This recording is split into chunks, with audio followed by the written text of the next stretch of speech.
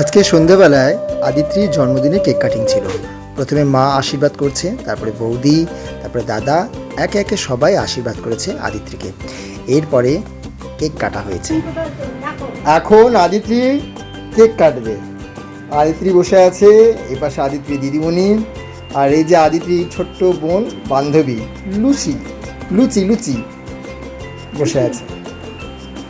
আর এই সুন্দর কেকটা নিয়ে আসা হয়েছে, আর এই যে সাথে পায়েস, যেটা আমাদের রীতিনীতি বাঙালির, যে জন্মদিনে পায়েস খাওয়াতে হয়।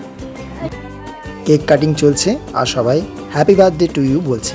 বেশ মজাদার, ছোটো ছোটো বাচ্চারা এসেছে, সবাই খুব আনন্দ করছে, খুব ভালো লাগছে। তারপরে আমরা কি করেছি জানেন, সবাই মিলে কেকটা খেয়েছি, আমিও খেয়েছি, সবাইকে খাইয়েছে। বেশ ভালো একটা কেক নিয়ে আসা হয়েছিল, খুবই সুন্দর টেস্টি কেকটা।